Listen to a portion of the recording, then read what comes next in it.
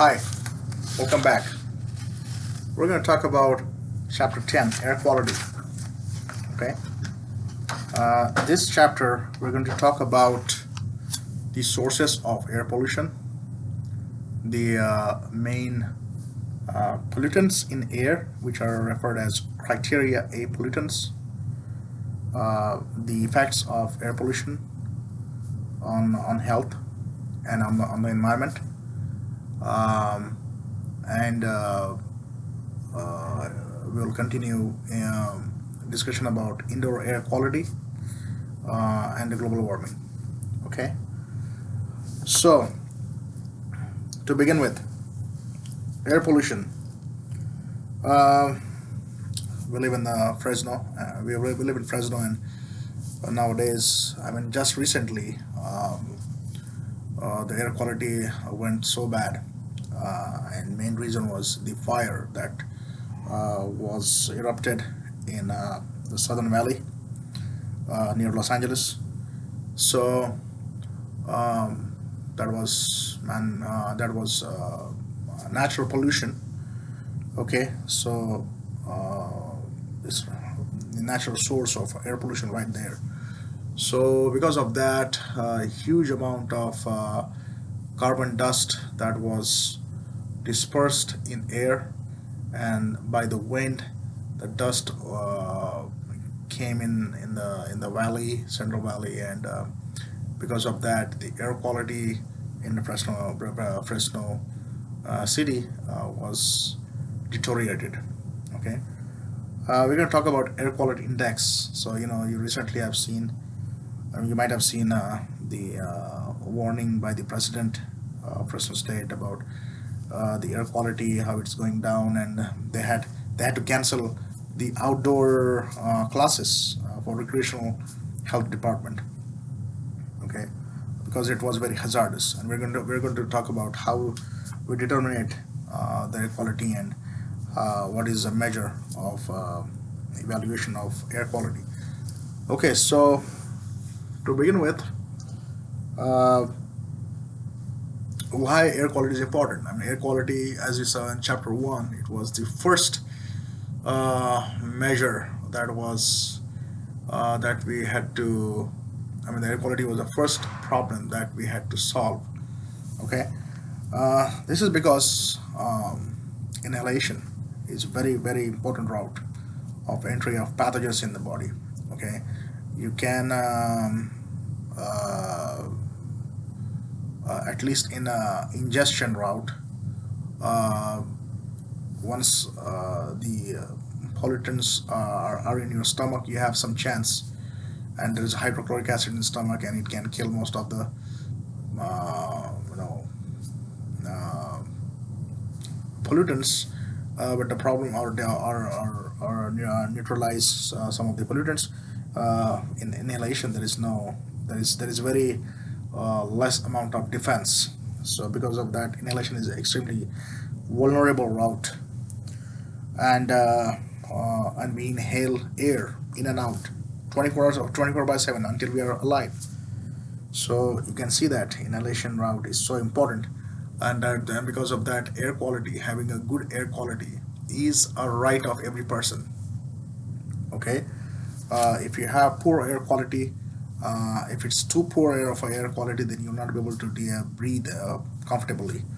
If it's that goes on for a very long period of time, then it's chronic air quality situation. Then after some time, your lungs, you'll have limited capacity in your lungs, and you'll not be able to do things very very freely, meaning your lung capacity expansion will be limited. Like for example, smokers, chronic smokers, they cannot run that fast, because to run fast, you have to uh, inhale a lot of air, and to do that, your lung capacity should use its optimal size, as the chest should expand, and the lungs are, and some of the many dead tissues in the smaller lungs are stiff, and because of that, the capacity is small. So you see that uh, now the smoking is a behavior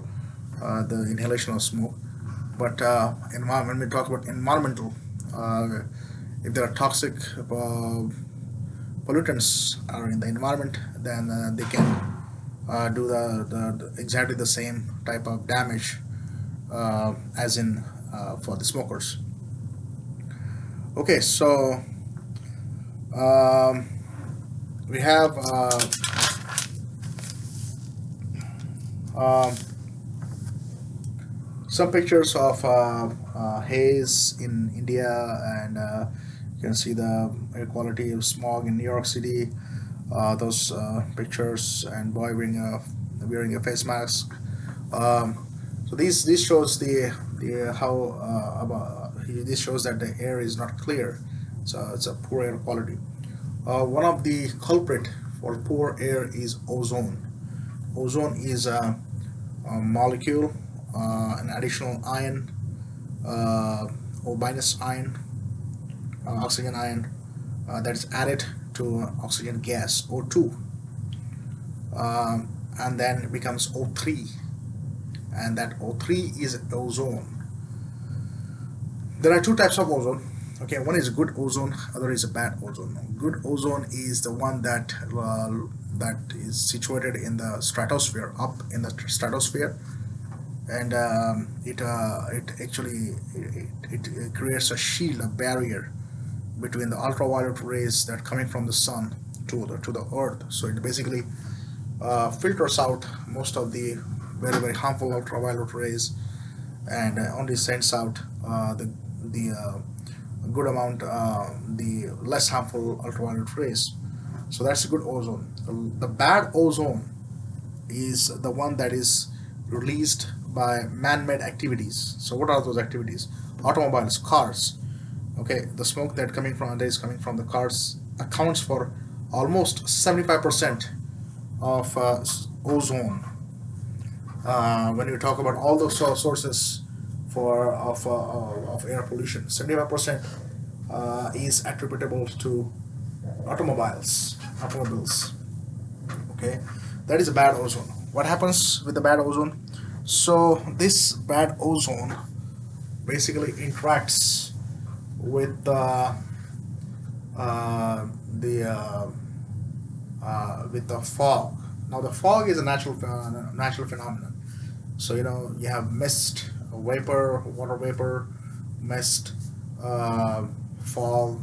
That it's all sort of like condensed water. You see in the morning, where the trees breathe, and then they leave out these condensation of water in the sky, and that's fog. It's a natural phenomenon. What happens is that this smoke, the or the ozone, it interacts with the fog, and that is called smog. Okay, and then the fog is white, but uh, when the ozone interacts with it, it becomes black. This and which is what verified as smog. A smog is an indicator of a bad air quality. Okay, it's also smog is also ozone is also irritant and can cause a lot of issues uh, to human health as well. Okay, so some of the episodes that you need to know why we started studying about air pollution. So there were some incidences that happened. May use valley in Belgium, and Donora, Pennsylvania, and also in the most notorious issue was London, the Little London fog, 1952, which actually resulted in many accidents because of the smoke was so thick that the people couldn't see each other, and there was accidents that happened, car accidents. So, and also these other episodes where the smokestacks from the manufacturing companies that bursted out lots and lots of heavy thick smoke uh, from their chimneys, and the residents that lived around those areas, they had very bad air quality, and they had to breathe that bad air, and many people got sick, and many people had lung diseases. So from that moment, we started to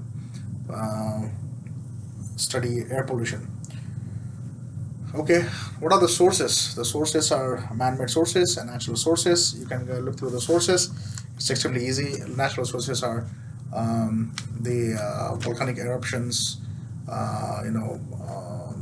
earthquakes, volcanic eruptions, uh, uh, usual wind blowing. These are natural uh, forces, natural pollution, sources of natural sources of air pollution.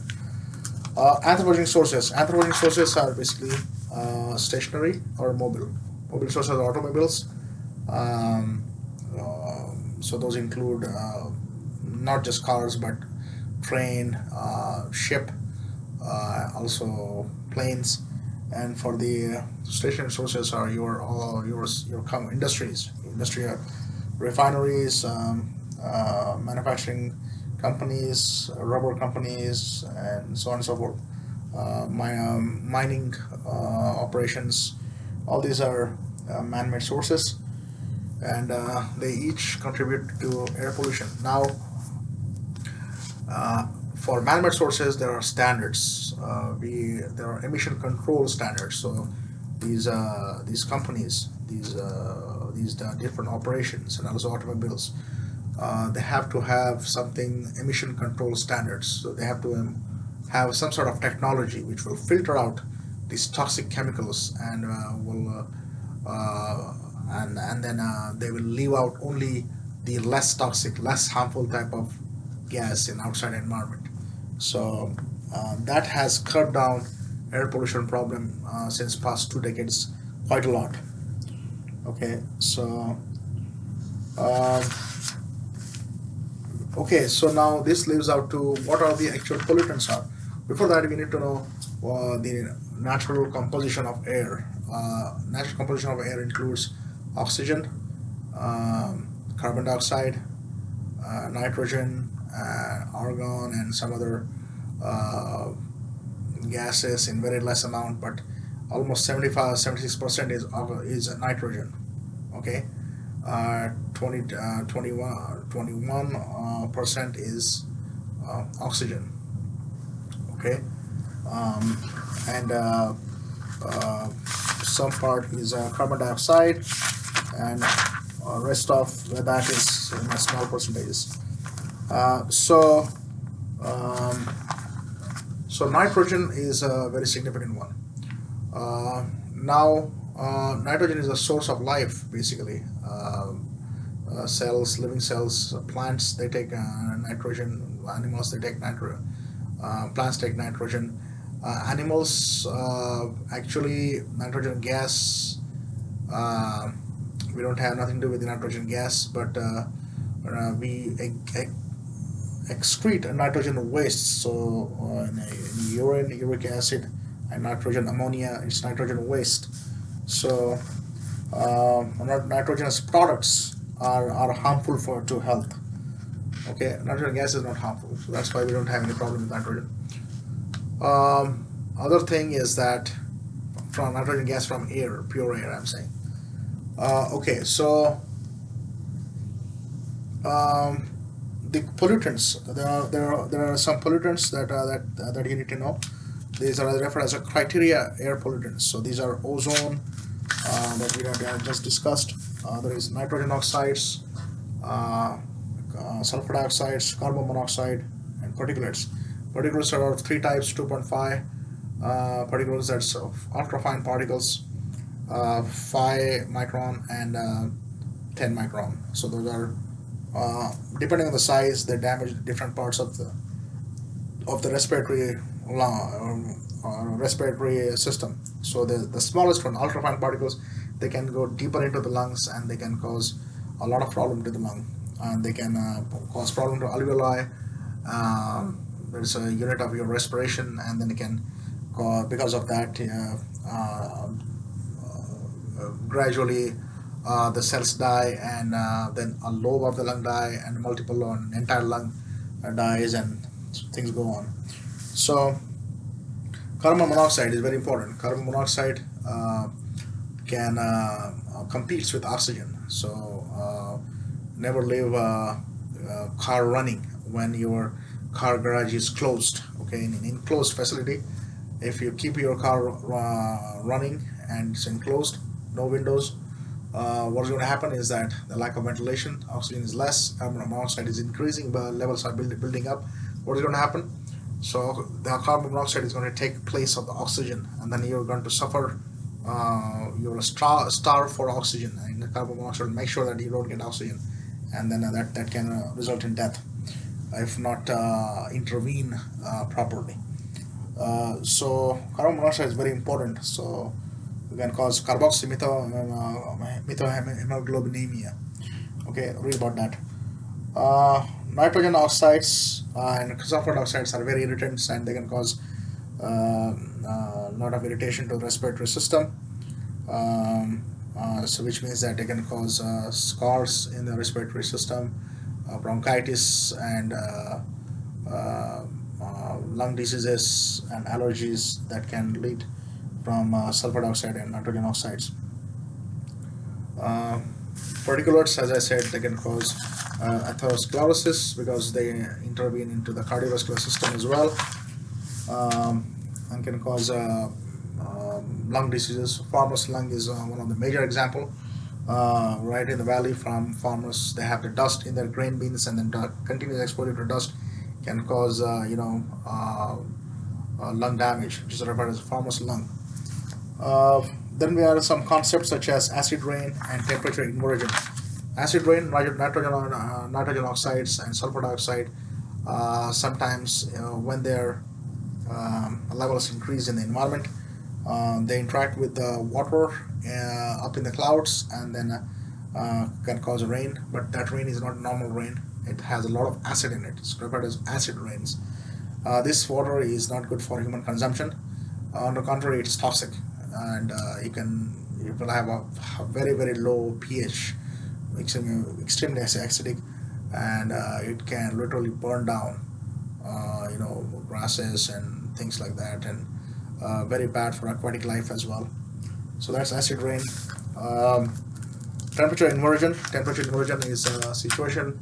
It's also an indicator of bad air quality. What happens is that the greenhouse gases, such as sulfur dioxide, nitrogen oxides, ozone, these can interact with the good ozone stratosphere. Okay, and uh, what happens is that um, usually when there is no pollution, we have different layers of air in terms of temperature. Okay, so you have two cold layers on the top, and then the bottom layer is usually warm layer. Okay, so when there is a lot of pollution from these greenhouse gases, then the warm layer jumps up and is sandwiched between the two cold layers. That is referred as a temperature inversion. Why this is important? This is important because now these pollutants are trapped, and they have nowhere, no place to go. So they're going to be on. They're going to be there for a very long time. Previously, in other situations when there was not much pollution, they were be able to disperse out, and they will be able to deposit it. But now now they're going to be lingering, and that's more the linger. Which means that the air quality remains bad. So that is the temperature inversion. Then we have to talk about diesel exhaust. Diesel exhaust is bad. Many vehicles in developing countries, they run on diesel because, believe it or not, diesel is cheaper there than the gasoline. So they try to have diesel operated vehicles, and diesel vehicles release a lot of toxic gases, especially the polycyclic hydrocarbons. We talked about polycyclic hydrocarbons last time.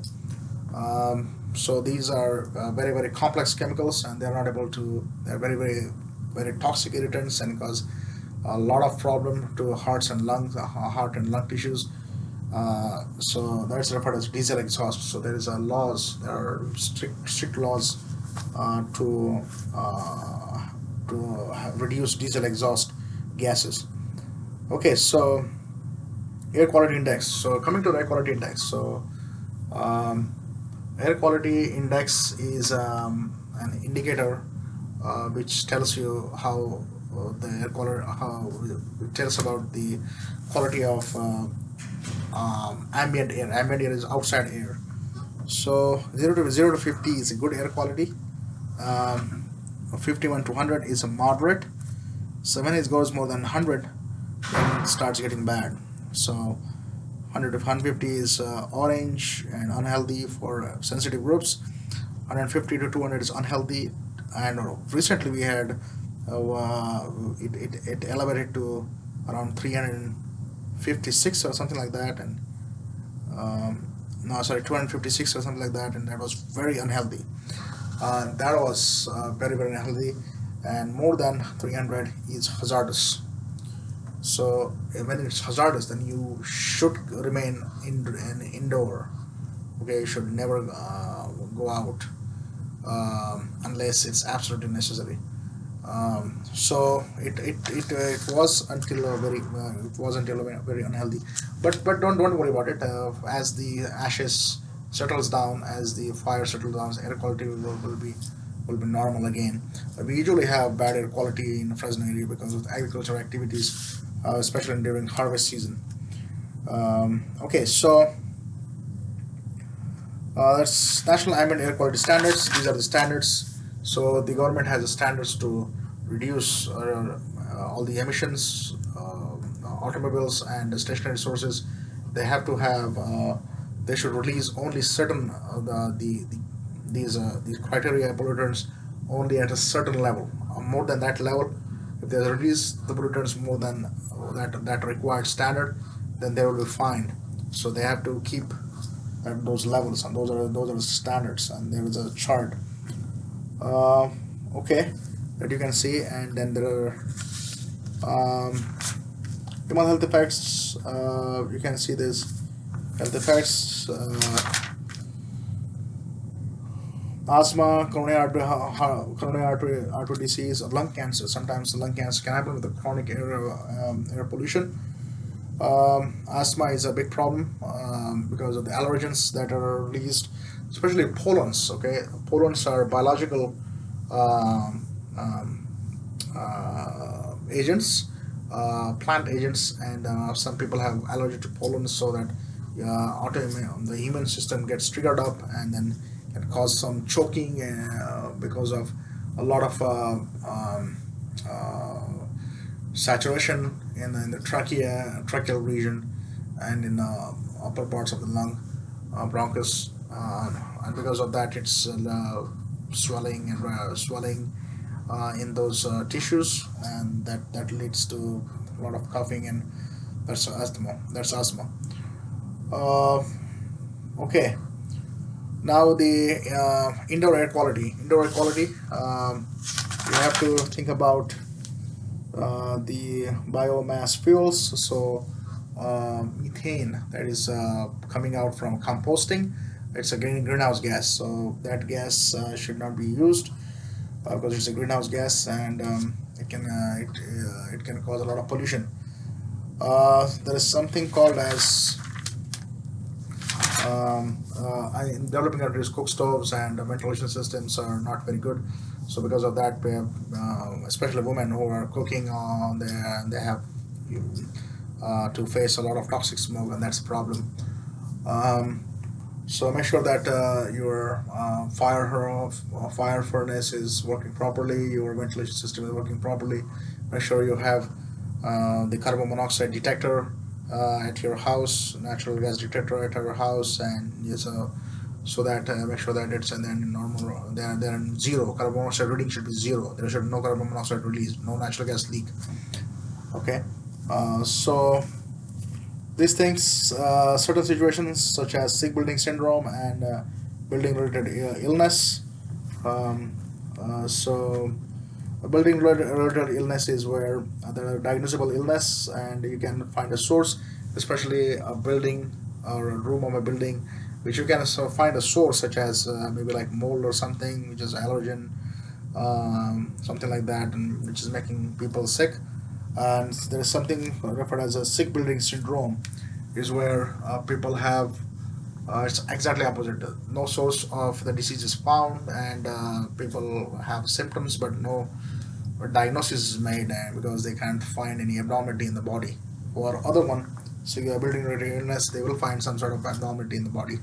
Abnormality meaning like elevated enzymes or some sort of test in some of the things that are elevated in the blood. So, which means a diagnosis is made. Another sick building, the diagnosis is not syndrome is diagnosis is not made.